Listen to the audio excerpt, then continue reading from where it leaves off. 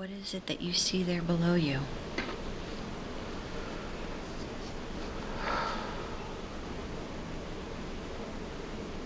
I'm in the woods. Mm-hmm.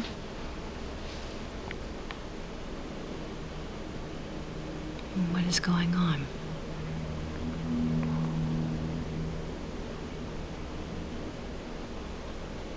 Describe what you see.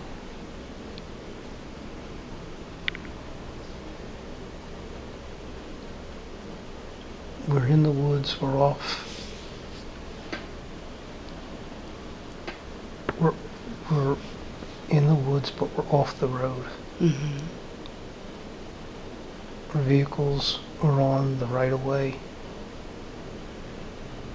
the shoulder. Mm-hmm. I could see out into the street. Mm-hmm. We're not deep into the woods, but we're heading that way. Okay. Can you tell me look at your feet and tell me what you're wearing? Sneakers. Okay. How about your clothing?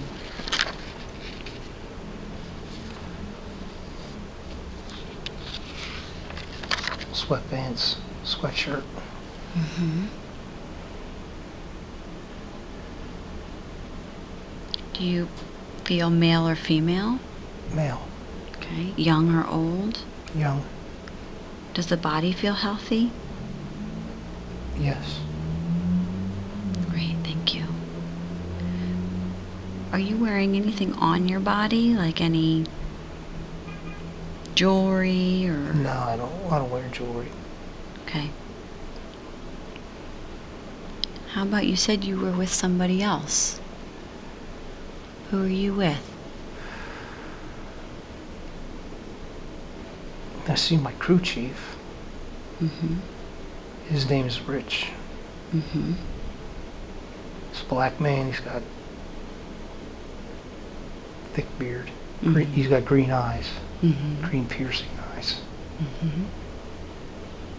He's in sweats and jeans, black jeans. Mm-hmm. He's smoking a cigarette.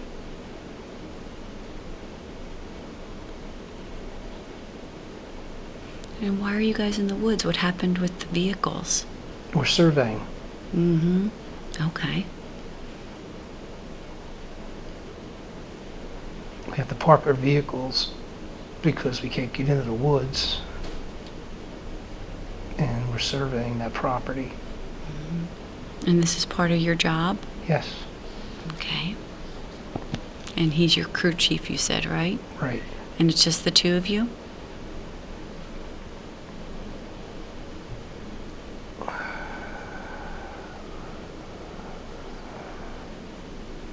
There's 4 of us. Mm-hmm.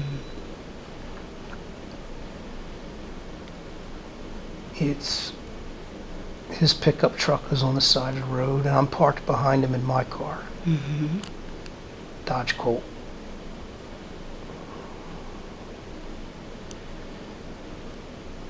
We're walking into the woods. We have a line cut through, and we're looking to set up another point deep into the woods. We have axes, brush hooks, machetes. Mm-hmm.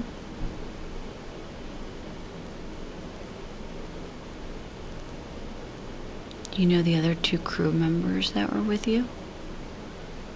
Dan. Mm-hmm. We call him Bert. That's the head of the crew chiefs, the head of the survey crews. He nicknames everybody. He calls him Bert. Mm-hmm. Don't know why. He's a heavy set guy. He's a goofball. Mm-hmm. And then there's Rich, there's me, and there's Tommy. Mm-hmm. Okay. Wonderful. So tell me what else is going on.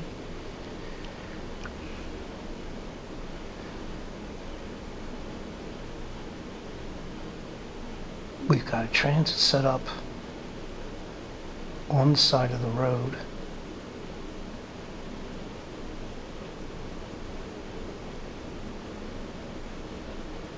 this way past the cars is a prism setup. So we are setting up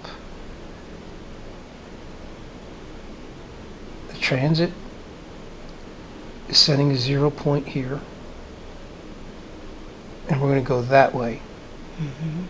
So the angle's already turned. The prism sets a 0 point and a distance from the prism, which is on a tripod, to, it's called a theodolite.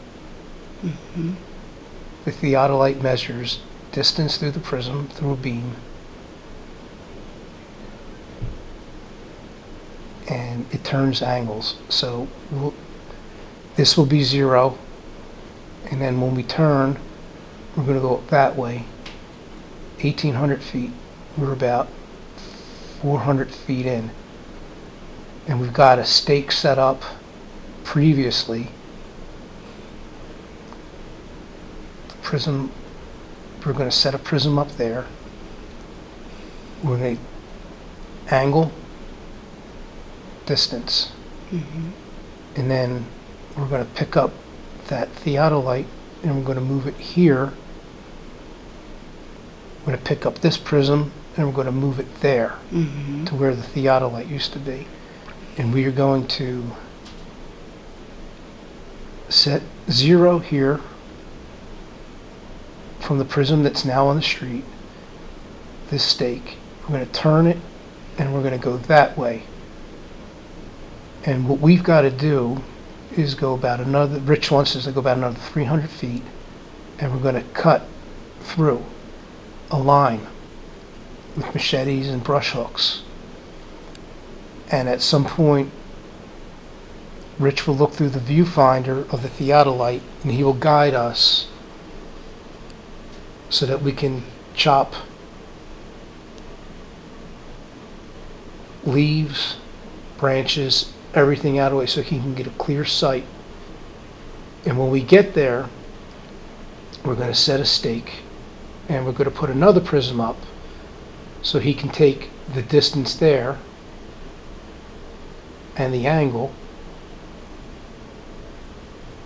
so that we can keep going all the rest of the property. So we're only about 400 feet in. We've been there a week because it takes time. And Tommy's there because we need extra help. Tommy's also there because somebody's on vacation and they needed him to be with another crew, so they signed him to us. But Dan, Dan and Rich have worked together for months. We were basically a set crew. On this project in particular? No, we've done other projects together, and we will do more projects in the future. Because we've already worked together in Pittman Grove. We've already worked together in Woodbury Heights. Tommy's just started working here. I've been there since January. Rich has been there since March. Dan started around the same time as Rich. But Tommy's only been here since late June. And Tommy's just had something happen to him. What happened to him? He's really distraught. I can see it on his face too.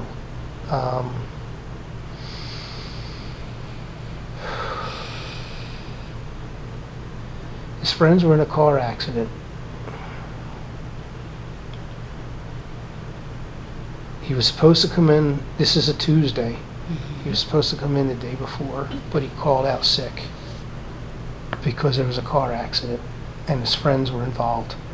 And he was supposed to go on that trip, but he was not allowed to go because his parents told him he couldn't go.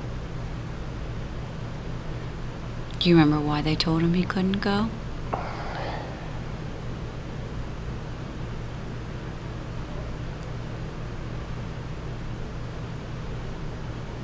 The weekend, the Friday. Mm-hmm. We're in the office. They were supposed to go to Long Beach Island.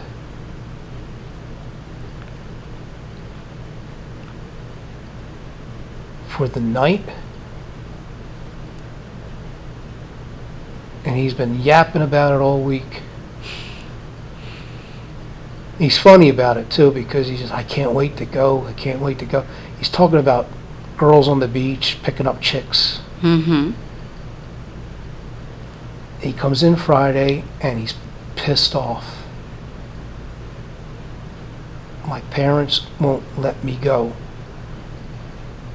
My sister's birthday, they won't let me go. Because they have a sister's birthday. I have to go to the birthday party. I can't get out of it. And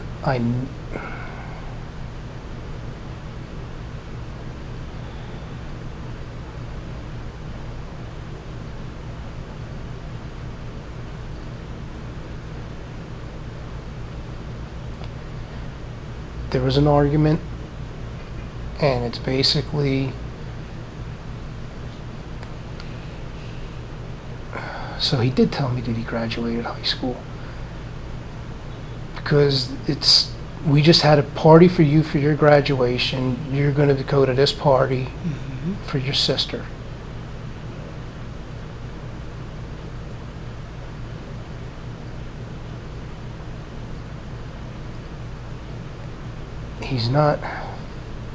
He's pissed, but he's not pissed. He's like more disappointed.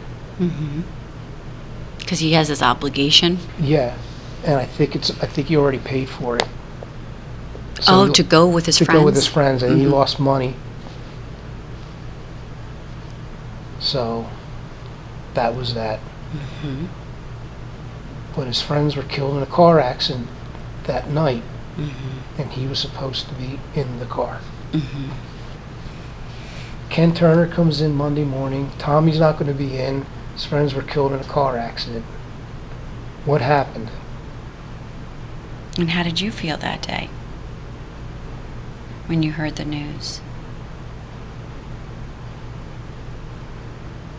My first thought was of Tommy, because I knew he was going to be in the car. And I told people at work, and they're like, really?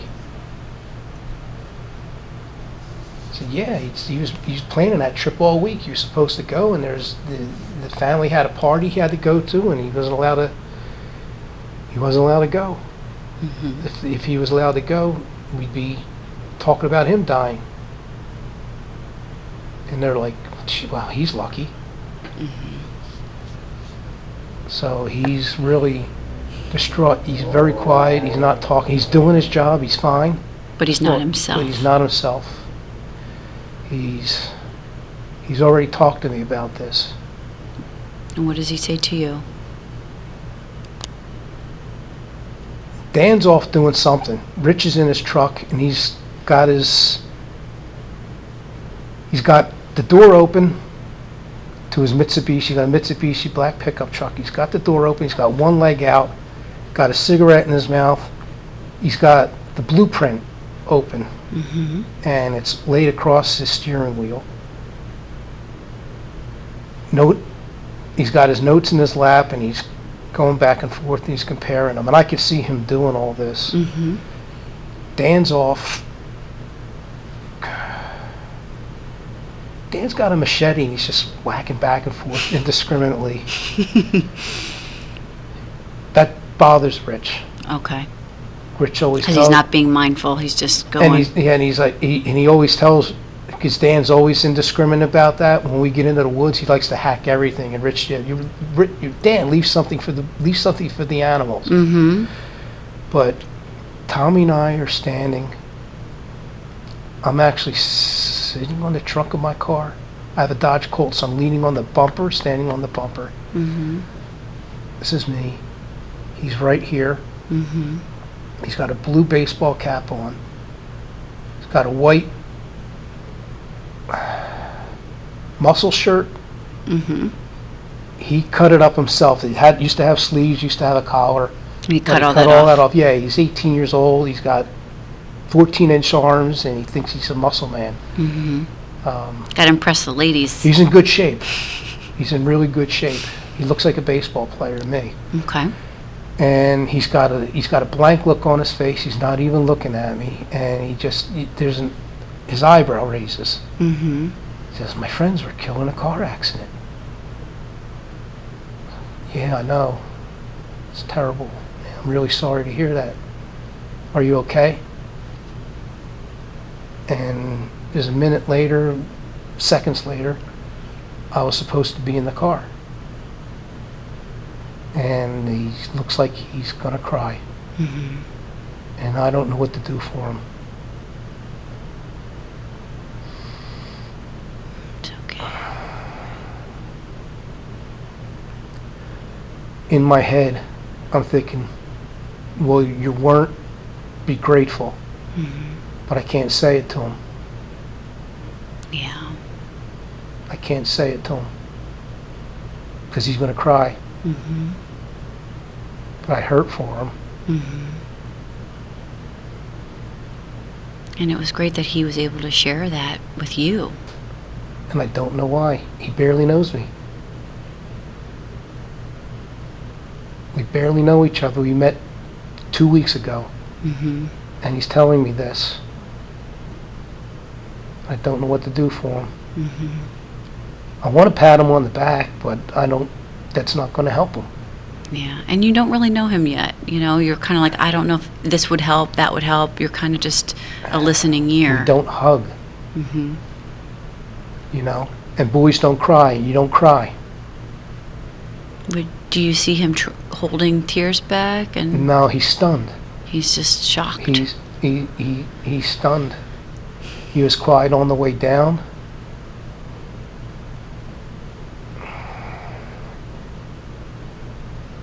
On the way down, I'm driving. Dan's in the passenger seat. And, you know, I'm just doing my driving, looking through the rear view mirror and the side view mirror and everything. I can see him back there. He's got a sweatshirt with him. And he's got his hands like this. He's got the sweatshirt folded. His hands like this. Mm-hmm. But he's not sleeping. He's just staring out the window. He's in another... His thoughts are elsewhere. We got music on in the car. He's not paying attention. We're talking. He's not talking. He's zoned out somewhere. Mm-hmm. So... I wish I could do more for this kid. I knew how much he was looking forward to that trip, and it's so glad he didn't go. Mm-hmm. How was the rest of the time that you had with Tom on this project? He's quiet. It's like I'm handing him a brush hook.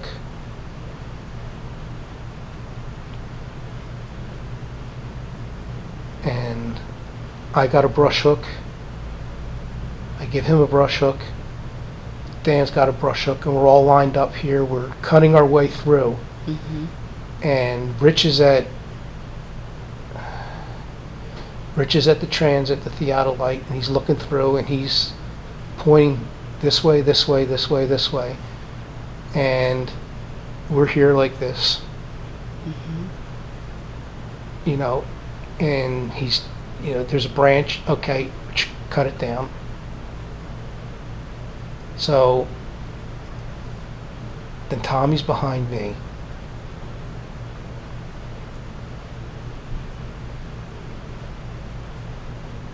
He calls out to Rich. Is this the one? Yeah, that's the one. Cuts it down. And we just keep going like that all day. It's all business. Mm-hmm. It's all work related. He's really not talking about anything. Mm-hmm. But you know that he's hurting and shocked. Yeah. And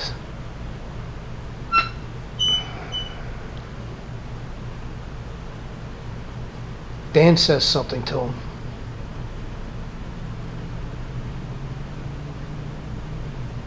Dan walks up to him and says, "I heard about your friends, I'm sorry." And he barely gets out the word thanks.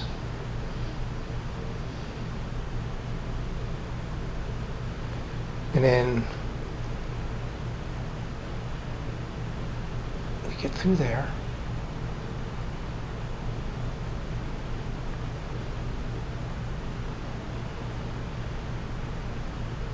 We keep moving, we keep moving, we keep moving. Further and further. And there's one, Rich is, Dan, leave some for the animals. Tommy actually chuckles. So we got a laugh out of him. Which is good. He needed that. Yeah, he needed something to lighten the load from what just happened. And that's pretty much, he very quiet. Yeah.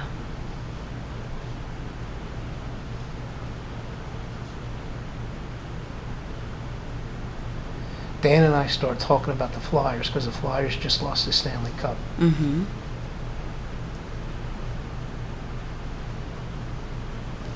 And what did you guys say about that?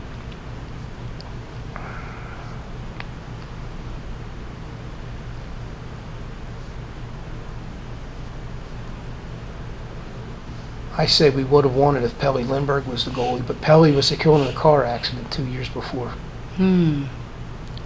Which... What do you think about that? I didn't say that part to Tommy.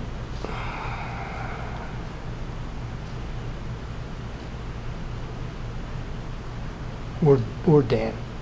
And oh, Jesus. Dan says, yeah, if it wasn't for that car accident. He did say it. About Pelle Lindbergh. Oh. How did that make Tommy feel?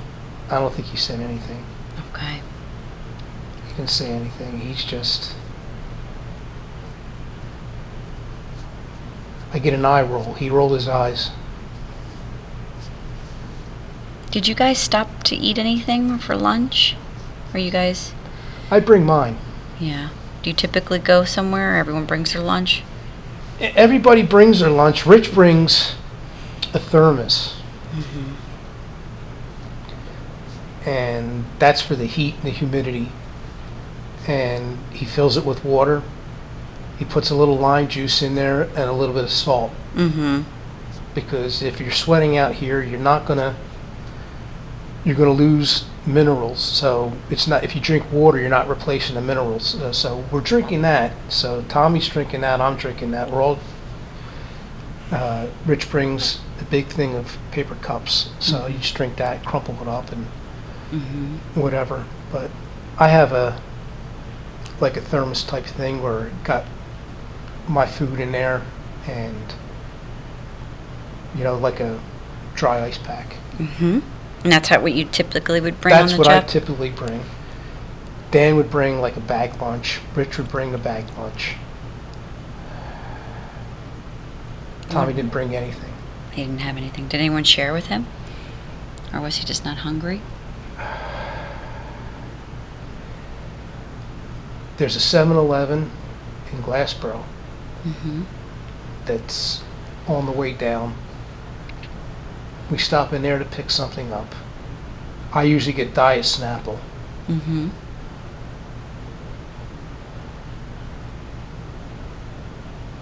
He got an orange juice. I see him walking in front of me, going to the register and paying. He's very quiet. White muscle shirt, blue baseball cap, and he's wearing jeans. So he didn't wear sweatpants into the woods, but he did change into sweatpants. We all change into sweats. Was it cold in the woods?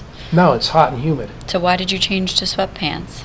Because being in the woods, you need to protect yourself from stickers, poison ivy, ticks, chiggers, wasps, long sleeves. Sweatpants, you tuck them inside your socks. So I wear shorts, and I just pull the sweats over. But we change out of our shirts, we put sweatshirts on, and... But it's a hot day. It was a hot day. Yeah. Yeah. That's just, we had to do Were that you for in July? protection. What? July. July. Yep. Now, can we go back to the first time that Rick and Tommy met? I want you to go back to the time that they met and recall the first day at work. How did they meet each other? He's just standing around. He's already in the office. He gets to work before me. Mm-hmm. He's like standing at a draft table, kind of by himself. Mm-hmm. Other people are straggling in. Some of the draftsmen are already setting up. Everybody's introducing themselves to him. Everybody's very friendly. How did you feel about Tommy when you walked in? New guy? New guy. Just...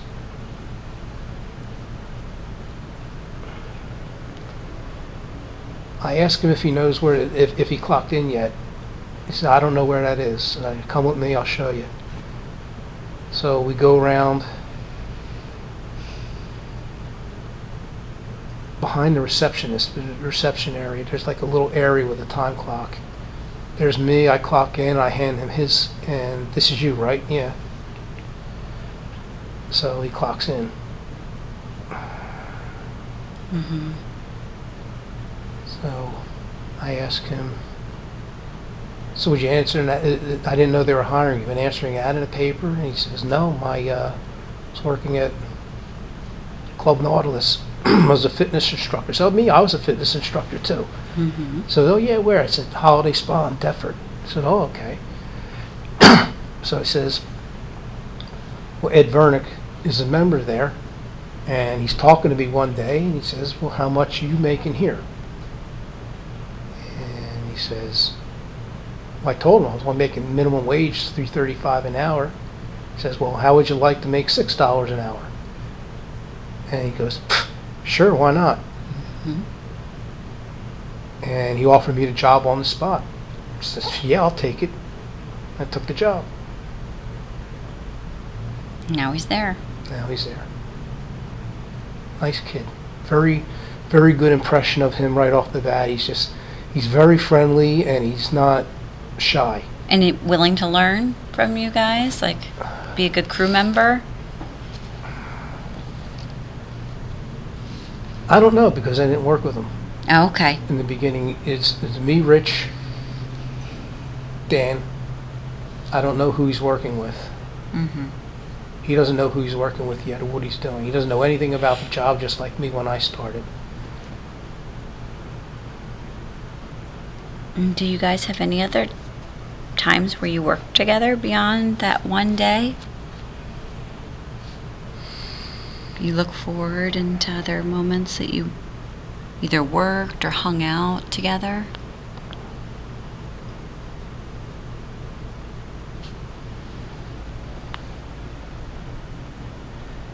He's laughing at something, but we're in the office. Mm-hmm. Somebody said something and he's cracking up, but this is before the accident. Okay.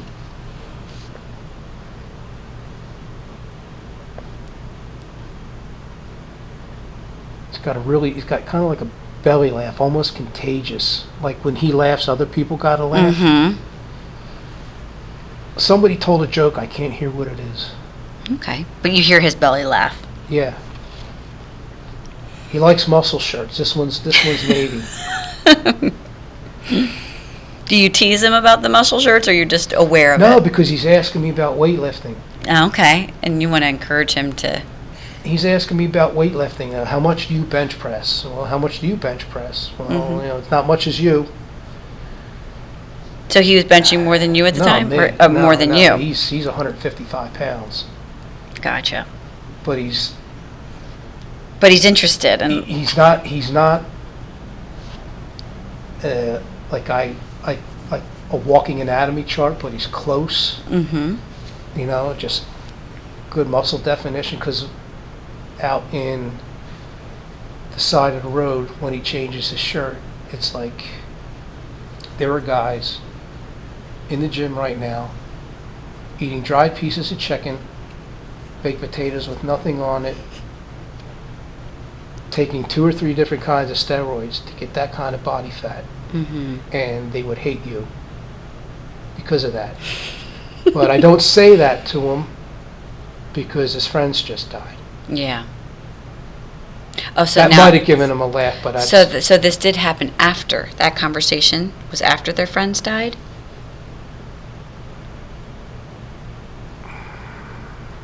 What conversation? The one where their belly laugh and he's asking you about bench pressing, or was that a different time? That's before. That's before. That's before. Okay. He's in really good shape. He's not a bodybuilder. He's just athletic. Right. Good-looking kid. Very good-looking kid. And should have no problem with girls. After that day, when you were out in the woods, did you and Tommy meet again or work together again?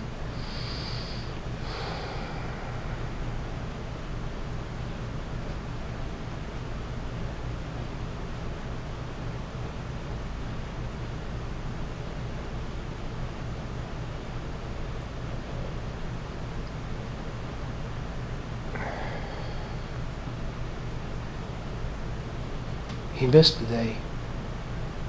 He missed 2 days.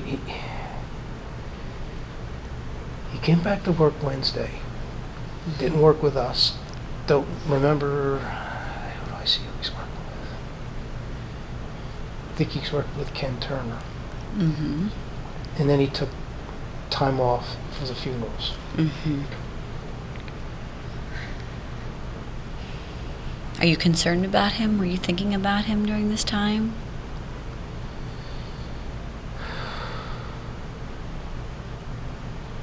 No. No.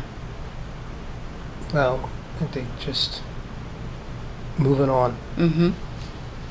It's okay. Moving on.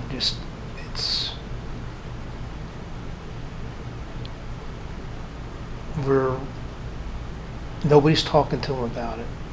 Everybody's just allowing him. I can't speak for them, but for me, it's leave him alone. Leave him alone. Mm-hmm.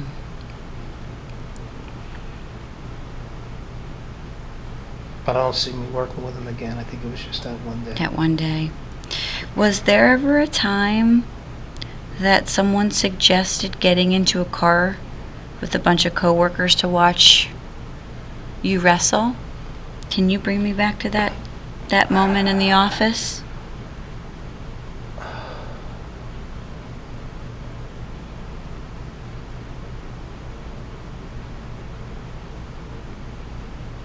Fourth of July weekend. Mm-hmm. We get off July 3rd. It's a Friday. Mm-hmm. I'm wrestling in Reading.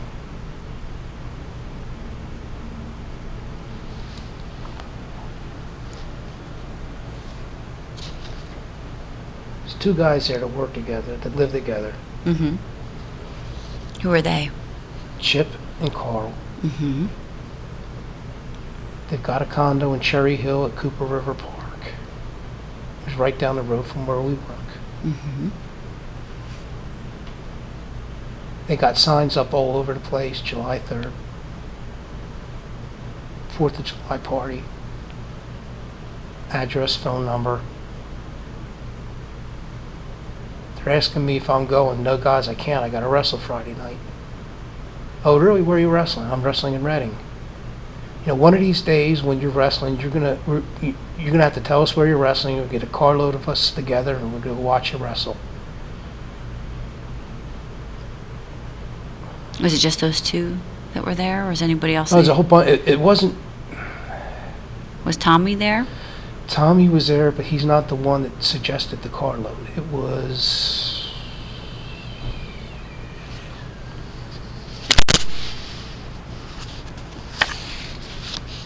Dave Damager. Okay. Did Tommy seem interested in? I'm in. I'm in, he said? I'm in. I'm in. Cool. And everyone seemed pretty interested? Yeah. And I told him, he said, I use a different name when I wrestle. What's your So name? I don't need you guys going up there and using my real name and blowing it for me, because people get fired over that stuff. What was your name? Oh, I don't want to say. It's embarrassing. Oh, it's okay. We want to hear it. Dynamite Ricky Bauer, but they don't. I just hear them. You didn't tell them that? The dynamite part is what I could see them just like. they're these guys are so funny when we're all together, that because I tell them a story about the guy that got me into wrestling, Mm-hmm. where when he was wrestling, he had a character all set up where he was going to be a pirate. Mm-hmm. And his full-time job, he had a rubbish removal business. And when he first appeared as that character, he walked to the ring, and some of his customers were there at the show, and they were calling him by his real name. They stopped the match, they called him back to the office, back to the locker room, and told him, oh, you're a trash man, and those people know who you really are. Well, you're fired. Mm. So we can't have that. But, you know, they all wanted to go see me wrestle. Tommy said, yeah, I'm in. Mm-hmm. I'll go. That's great. And, you know... He's asking me about wrestlers. Oh, is he? Is he a fan? Yes, he's asking me the first day. He's like, well, who do you know? I love wrestling. Who do you know? Well, so I was trained by the fabulous Moolah. Oh, I know her. Yeah, I've seen her wrestle. Mm-hmm. Who else? Oh, well, Dr. D. David Schultz. Oh, he's the guy that slapped John Stossel in the ear and made him go deaf. Yeah. It's good. And then there's others, you know, just say, yeah, I know him, no, I don't know him, yeah, I know him, yeah, no, yeah, no, yeah, no, yeah, no, I know this one, I worked with that one. Oh, really? What was he like? I can't tell you that. Mm-hmm. Because there's secrets about wrestling back then you can't reveal. You can't reveal those.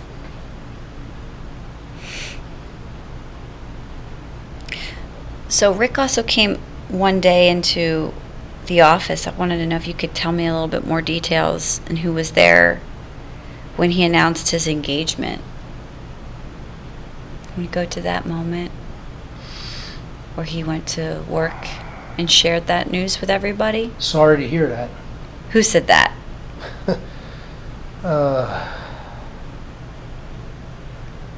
Ed Michaels. Mm-hmm. Ed was an older guy. Ed's probably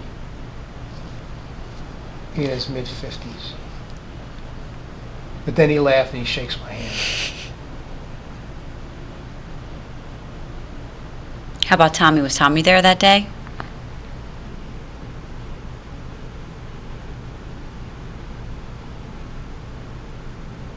Not yet. Okay. He didn't come into the office yet.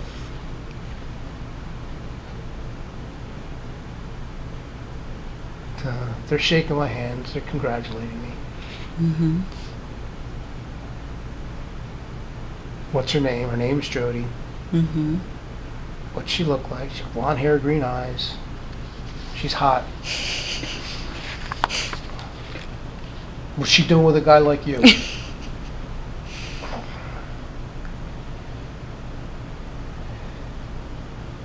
Tommy comes in 5-10 minutes after that. No muscle shirt this time, he's got a t-shirt. Mm-hmm. And he seems to be doing better. Yeah, this was some time after the accident? At least a month. Okay. I got engaged in August. Okay. And what these guys don't know is I got arrested the day before.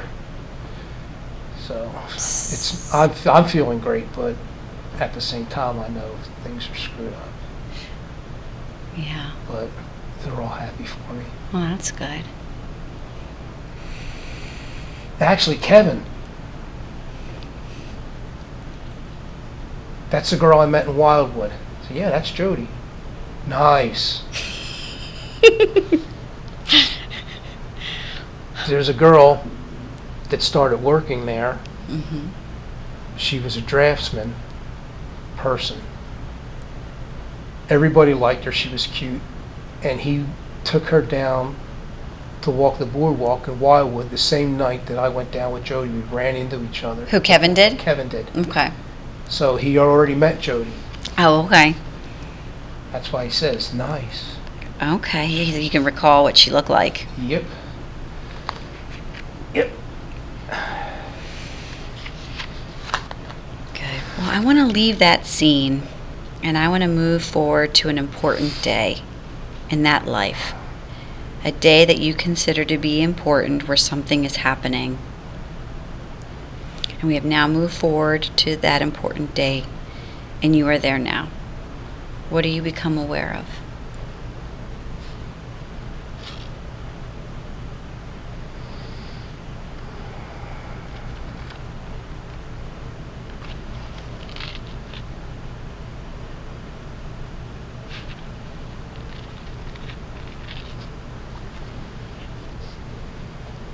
I'm getting taken out of the jail and into the courtroom in handcuffs. Okay. My brother's yelling at Tommy, you're dead. His dad's yelling at the bailiff to take my brother out and arrest him. He's threatening to kill my son. I'm turning back to my lawyer, tell Stephen to shut up. Tell Stephen to shut up. The bailiff is escorting Tommy and his dad out of the courtroom, telling them to shut up. Mm-hmm.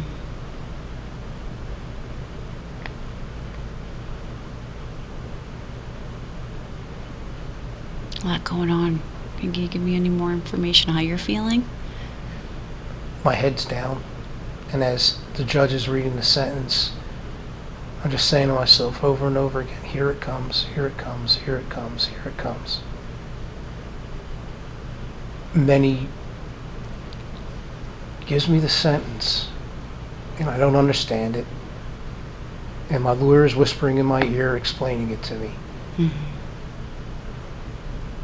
2 counts, aggravated arson, 5 years each.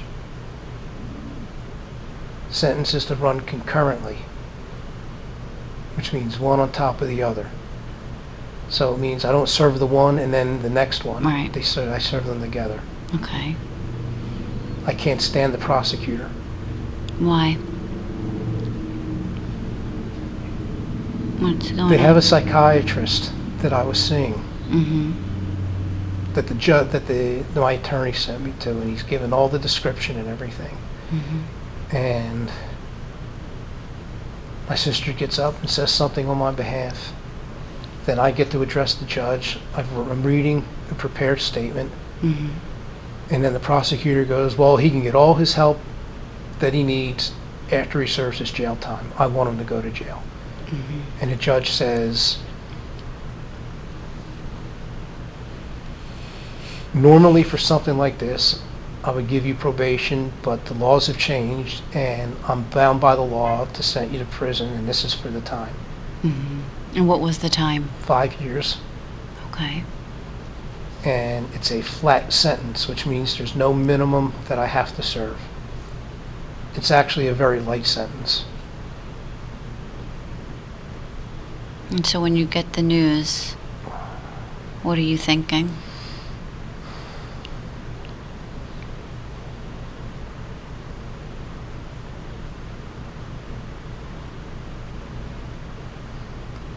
I'm empty. Just an empty feeling.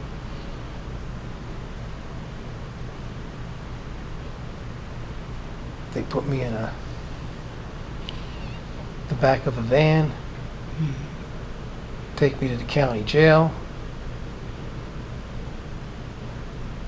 they strip down, they hose me off with some, I guess, the lousing thing. They give me a bar of soap, I gotta wash off, give me a towel, they put me in the prison jumpers. I was wearing slacks with a long sleeve shirt with a yellow or gold stripe that I got for Christmas the year before that I really like. I wore that, and for my birthday, my mom got me a ring jacket to wear to the wrestling matches that I could wear to the ring. Had my name on the back, written in red, white jacket with red and white trim on the sleeves. Never saw it again. The cops took it. Somebody did something to it. I spent 2 weeks in that jail trying to get my clothes back to my family, and they never gave them to them. Never saw. My mom just got me that ring jacket. I never got to wear it to the ring. How'd you feel about that? Angry. I hate cops.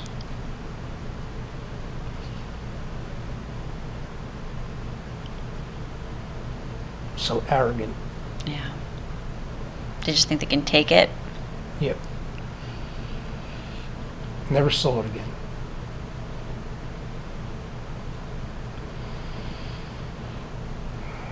And so once you're in this sentence, in the time there, what's it like for you? It's freezing in there. There's no heat. There's 12 guys to a bunk, to the unit. The food's terrible. No privacy for the toilet, no privacy for the shower.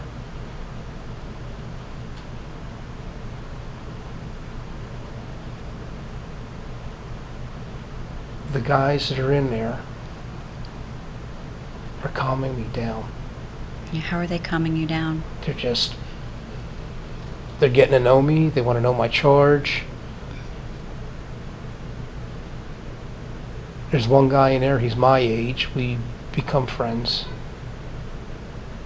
He teaches me to play chess.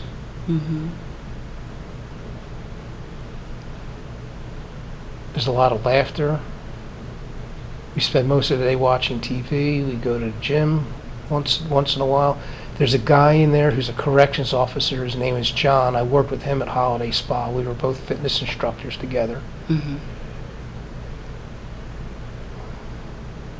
We chat for a couple minutes, but he's not interested. He's been hardened as a corrections officer not to be friendly with me.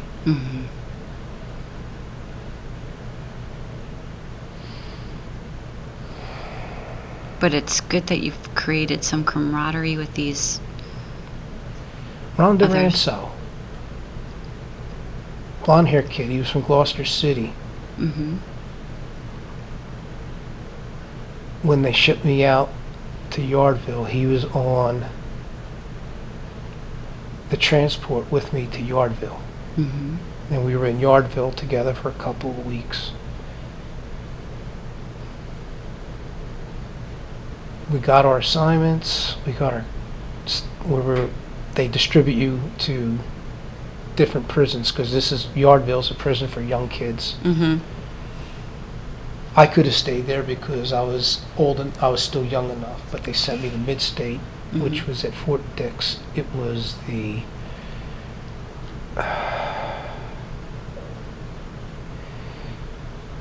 military prison for Vietnam draft dodgers.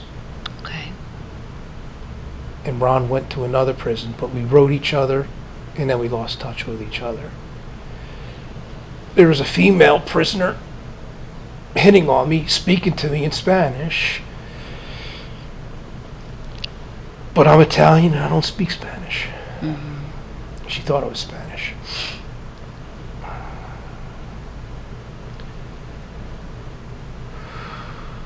Yeah.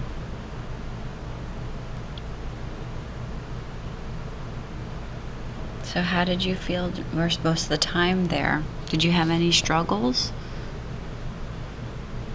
I cried the first night at Yardville. Yeah. But then I settled in.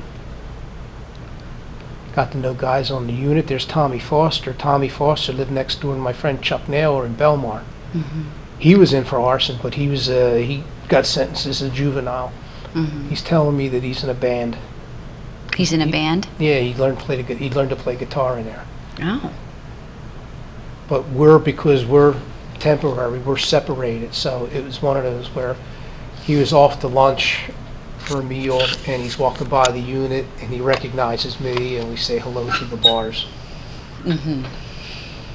Redheaded kid. Don't know what happened to him.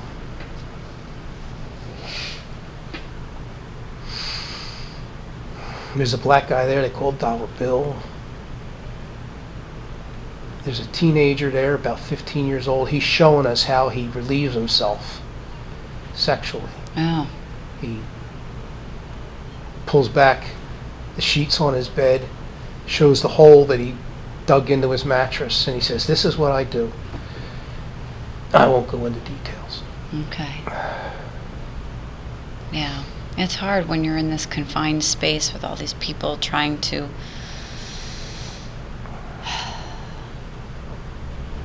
be who they are or figure out how to go through the day. What gets you through your days? There's a lot of TV. Mm-hmm. There's some magazines around. We go to the gym for an hour. I meet somebody there who was locked up with the black guy that committed the crime with me. Mm-hmm. Oh, he was there too? He wasn't there.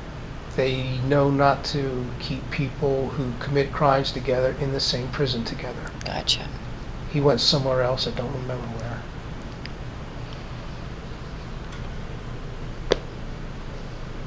Wait a minute.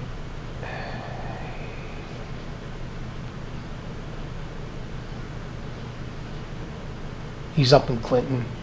Mm. That's where they send youths up there too. Okay. There's a women's prison up there too, but there's another one over there for the men. So you mentioned this prison sentence was for 5 years. Tell me what happens as you get towards the end of your time, or if anything changes. Well, get my own room. Oh, that must be nice. Do you prefer that? Yes, everything's barracks, but there's one unit that's individual cells, and you put in for that when you first get in there if you want it, and it takes about a year, and I got mine after a year. Okay. So I got my own room, I got my own TV, and now I'm so, geez, Greg Slack just walked by. Mm. Greg Slack is one of the corrections officers. He's from Ashland. Okay. He lives over by the speed line. He's a good guy. Mm-hmm. He's my age. He's in the weightlifting. His mom just died, and I'm offering my condolences to him. Oh, okay. And there's Brian Ahern. Is he another corrections officer? Yeah, his dad's in the same prison. His dad is a lieutenant, and his brother Tim is there. Tim's not friendly, but Brian's pretty cool. Okay. So you have your own space now and your own TV time and anything else going on? I'm watching the Eagles. They're losing in that Fog Bowl game against the Chicago Bears in the playoffs. They should have called that game off. Why?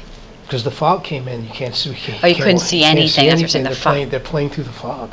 Mm-hmm.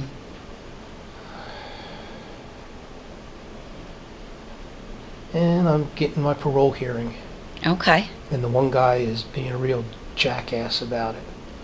You got some real anger issues. I know, and I've been taking care of it. I know. Oh, you do? Yeah, I've been taking care of it in here. Taking anger management classes, and you see everything that I've been doing in here. I don't have any charges against me. I've been pretty good. So I go out, sit down, they call me back in. We're going to release you.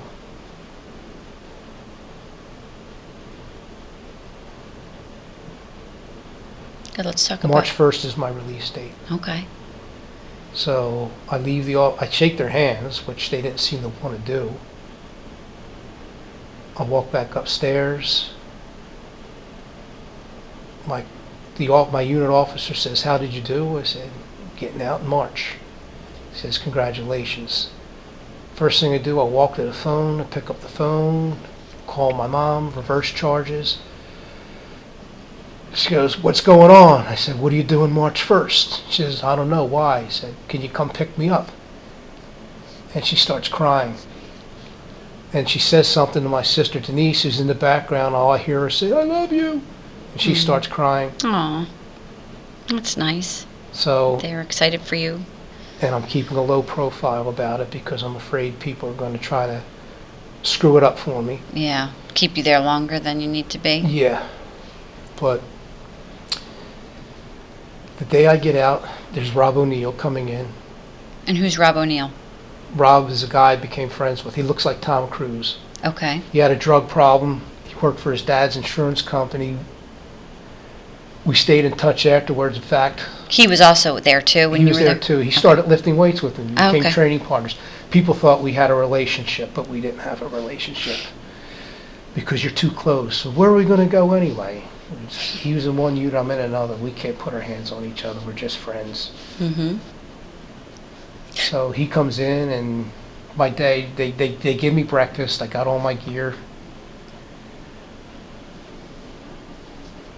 I'll walk over to, there's a gate with a guard, Mm-hmm. and that's where all the barracks are. And then here is cafeteria, the indoor gym, and then you have all these offices with the psychologist, and there's the computer class and other things over here. Mm-hmm. I go over to Officer Bingham, say, "Bing, I'm being released today." He shook my hand, said, "Congratulations." And I said, "Could I go over and say something to Officer Varndell?" I said, "Well, I can't let you go." Varndell was when I was on the barracks, Unit 2 East, he was my day officer. Mm-hmm. So I said to him, I said, "CO," and he looks at me, "I'm leaving. Thank you." And he just waved to me, he says, "Good luck." And next thing I know, I'm in a van with all my gear. They take me to Yardville, and my family's there. My mom is there. My sister's there. My brother Steven's there. His fiance at that time is there, Linda. I give her a hug, and he says, "Okay, that's enough." Her kids are there. We go back to my mom's house. My grandmother and my grandfather are there. My dad pulls up to the house, and my mom goes, "I think you should talk to him." And I said, "I don't want to talk to him." Mm-hmm. And she says no, and he drove off. He tried writing me in prison, and Why didn't you want to talk to him? because there's a lot of stuff that he did that I believe I'm in jail because of how he raised me. Yeah. And what are some of those things? You don't know your own strength. You're going to hurt somebody. You better learn to control your anger. That's what he would say to you? He started saying that to me when I was about 14 years old. Mm-hmm. That's when I started lifting weights. I'm never allowed to get angry. Always had to hold it in. Suppress it. Can't tell anybody anything. Mm-hmm. Get mad at him, he'll throw you out of the house. Get mad at my mom, she'll throw you out of the house. And then the one day, just can't hold it in anymore. Yep, I took it out on the wrong guy. Yeah. So can we move forward to another important day? I want you to go to another important day in this lifetime. A day you consider where something is happening. And we're going to move forward to that day, and we are there right now. What is happening? What do you see?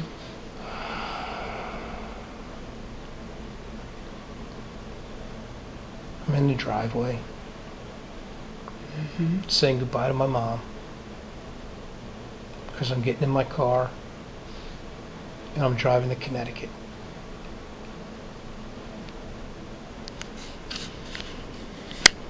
And I'm trying not to cry. She's trying not to cry, and I keep apologizing to her for all the things I've done for being bad. for everything I put her through going through jail.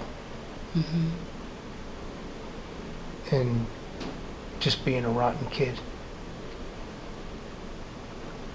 Get in my car, go down the street to see my niece and my nephews.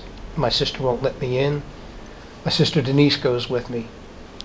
Why won't she let you in the house? Because my sister and I are on the outs. Which sister? My sister Dot. Okay.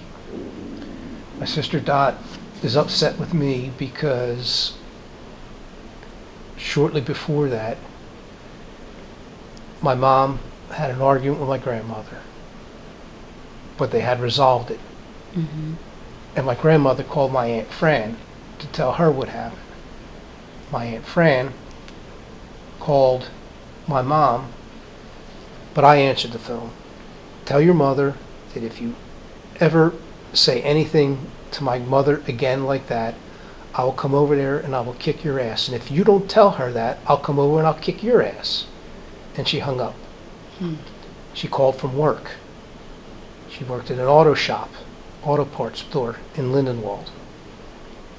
We just got caller ID. There was the number, the name of the company. Called that number. They answered the phone. I said, do you have a friend Butler living there, or working there? Yes, we do. Well, she's my aunt. She just called here, threatened to beat up my mom. And if I didn't give the message to my mom, she was going to do the same to me. And she called from work. Okay, well, thank you. We'll take care of it. Later that night, my mom gets a phone call from my grandmother. He should never have said that. Fran never should have said, threatened to hurt you or you. Mm-hmm. It was, he never should have called Fran's work to tell on her because she could have lost her job. Right. Well, my aunt called back later and left a message on the answer machine. Well, I'm going to call ESPN and tell them that you were in prison and what you were in prison for. And I was going to call back. My mom says, no, that's what she wants you to do. Let it go. Yeah. You already got the job. You've already put that information on your job application. You did 15 months in prison off a 5-year sentence for 2 counts of aggravated arson. It's on your job application. They already know it. They hired you anyway. She just wants to start trouble. Mm-hmm. My sister called me up. I don't want to repeat what she said to me, but she didn't want to talk to me anymore. So she was living with her new boyfriend, their son. Well, actually, no, they're married now. Her son, my 2 nieces, at his parents' house. Mm-hmm. I wanted to say goodbye to my nieces and my nephew. My sister wouldn't let me.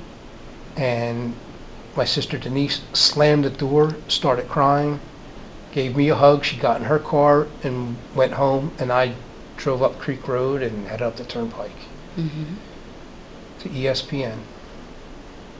And ESPN was in Connecticut? Yes. I tried to fail the drug test. Why? Wasn't sure it was the right place for me to be. Wasn't sure I could do the job. Didn't know what to expect. Didn't know anybody there. And they said that poppy seeds, if you ate poppy seeds, it would mimic cocaine.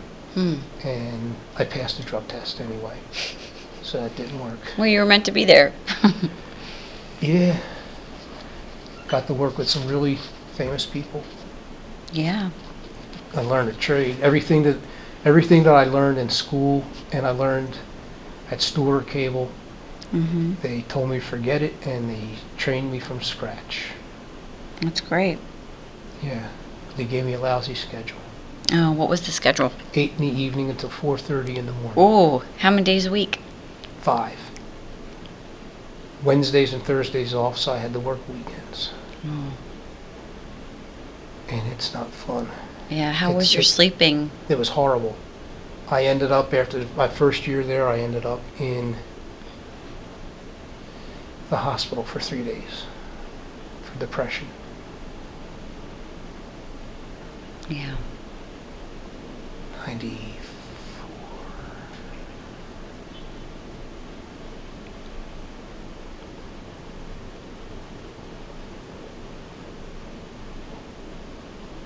Yeah, 94.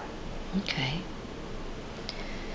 Well, I want to ask you, too, about this time in particular that Rick had asked about around Election Day in 1996.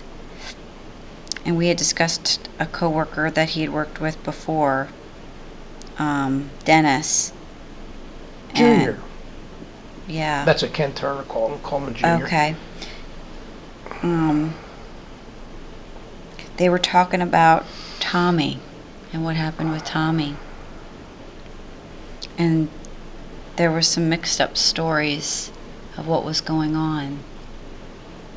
Can you share about what happened with Tommy?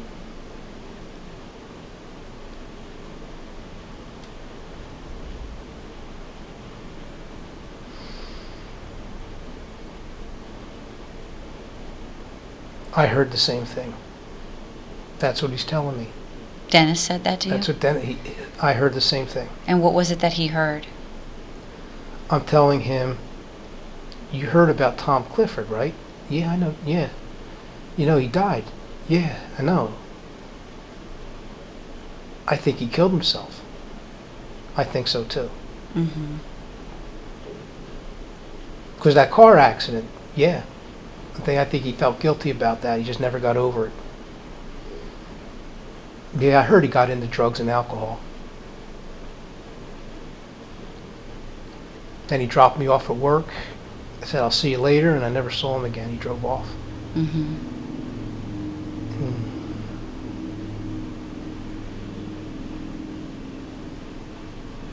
Yeah, there's no deviation. Yeah, that's what you know of. And how did you come to find out about Tommy passing?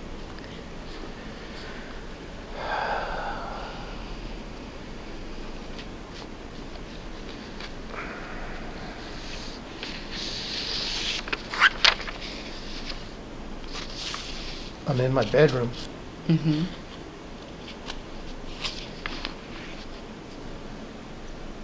I'm reading the paper. Open up the obituaries, and his name is smack dab right in the center of the page. Oh my God, he killed himself. That's what you thought of? Yep. Oh my God, he killed himself. Then right away, just right back to Aura Road. Right back to that. I was supposed to be in the car. Mm-hmm. Man, you never got over it, did you? Yeah. Poor kid. Nice kid. Really nice kid.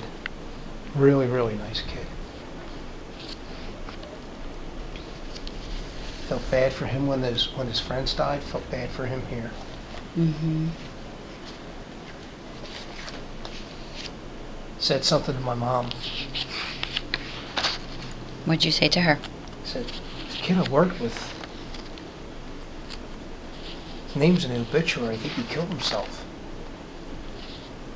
Were you going to go to the funeral? Nah, I didn't know him that well. But it was something that kind of hit you. Yes. In a way that you're like, oh. What was it about it that affected you? I knew his guilt. How do you know his guilt?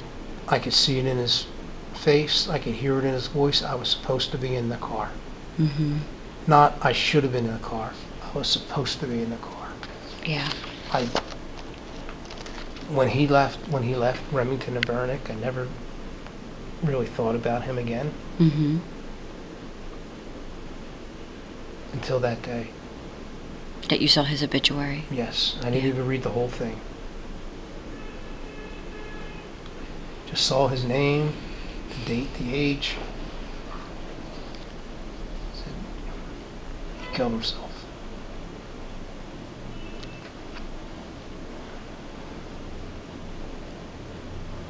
And I could relate to it, the depression. I could relate to all that. I could relate to it when he was at work. I could see he was depressed. Mm-hmm. He was starting to feel better as time went on. But you see, there still wasn't something right. Right. He was still, you could still see it, you could still hear it. He wasn't as funny as he was. He wasn't as friendly as he was. It's like almost like a part of him had changed. Yes.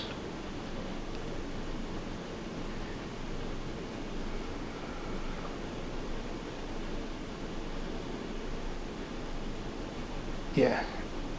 I thought he killed himself.